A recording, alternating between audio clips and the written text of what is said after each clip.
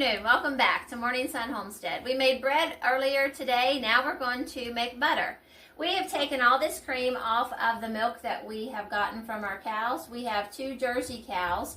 One is 15 and then one is 3. And we get about 6 gallons of milk a day. So once we put it in the refrigerator and it cools, this raises to the top. And this is cream. This is what we'll make butter with, sour cream, that sort of thing. But today we're making butter. We have different ways that we can make the butter. When we first started 15 years ago, this is what we use. It's a hand crank butter churn. And as you turn, the paddle in there will beat the buttermilk or the cream and make your butter will come to the top and the buttermilk will go to the bottom. We bypassed that after some thinking about it and figured out a few different things in order to help us. So now we use a blender. And we have learned over time that if we set the cream out and it comes to room temperature, which would be around 70 to 75, it comes to butter much, much quicker. So we use this now. Also, this is a butter mold. This was my great-grandmother's. I do not use it. Maybe sometime I will, but it's just what it looks like. Honestly, I don't even know how to use it, so I don't know if you would need to grease this in order to be able to get the butter out. I'm not sure how it would work, but it's very attractive, and that would make a nice setting on the table. What we use is I just have parchment paper. I don't weigh my butter. I just make it, and I put it on this, put it in the freezer. When we need it, we take it out. To us, weight's not a necessity. It's just that we need the butter, we have it. If I was going to be selling it, then I would need to put it in a more block form because this is just going to be a ball, and also weigh it to see how much they had if they was to purchase a block of it. I took this out this morning, so it's up to room temperature. I'm going to get my first bowl over here, and we're going to pour our cream in. And that's why it's yellowish, just because it's cream. And we only fill this about halfway full. And this will work for any blender. It doesn't have to be this brand. This is a very old blender. My husband and I actually got this when we got married. And it's paid for itself, most certainly. And I just hit whatever button. As you can see, I've used it so much that everything's worn off here. Most of that's from the butter and the grease that's in the butter. It will come down sometimes, and it took all the letters off. And so we'll start it.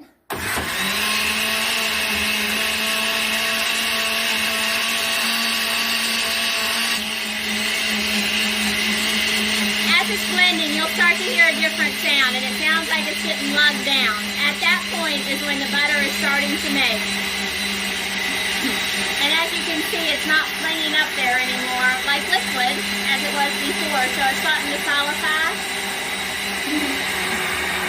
And you can even see where the bubbles, so that's butter that's starting to form here.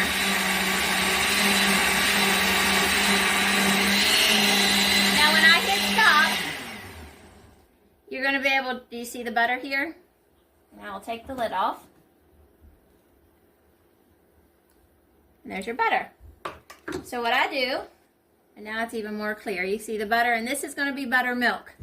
So I will strain it into this gallon jar.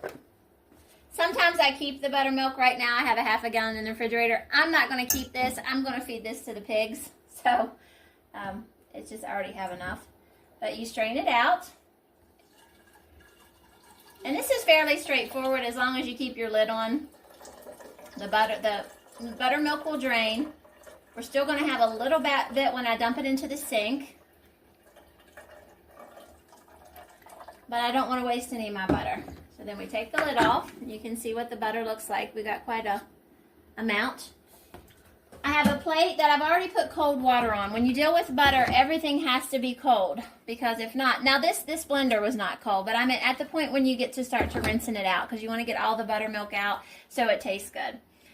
You want to make sure your plate is cold. You want to make sure your water is being cold. If you've been doing dishes, you don't want hot water automatically coming out of the tap. You want cold. And you need to let it run a little bit. And you can put it on your plate. So everything's good and cold. And then we'll dump this butter. As you can see, there's some buttermilk coming out. We'll dump this butter in here.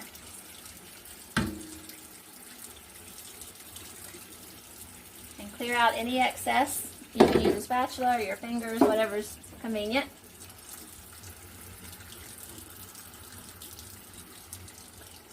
And usually I just let this run for a few minutes and I jump over here and I go ahead and start another batch.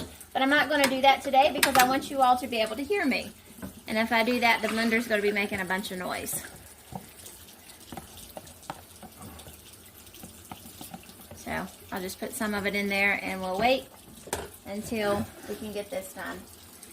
So as it runs, you want to press it down and you can see the white that's coming up. That's buttermilk. That needs to be out. The water needs to run clear. And back in the old days, they used to have brushes, I think is what it was. It would look like two combs that they would put the butter between and press it out. And that probably worked very well, but I don't have that. So I just improvised and I used my hands instead. And it works just as well. As you can see, I'm still getting buttermilk, but it's not sticking to me because my hands are not hot. So anything with butter that's got heat makes it melt. That's why everything has to be cold when you get to this process. I can't stress that enough, that it has to be cold. You have to wash the butter in cold water. The colder, the better. So in wintertime when we make butter, it's so much easier than when it's 100 degrees because we've had a drought here this year and it's been very warm. And our butter will start melting quickly, even as it's being washed. As you can see, it's starting to run clear. I still have a little bit of milky color, but not much. And you just keep kneading it over, almost like you would bread dough. You just keep kneading it and working it and smashing it with your hand. And you can see the water starting to run clearer and clearer. So that means all the buttermilk's coming out. So when it starts to run clear, which it is now, we'll drain the water.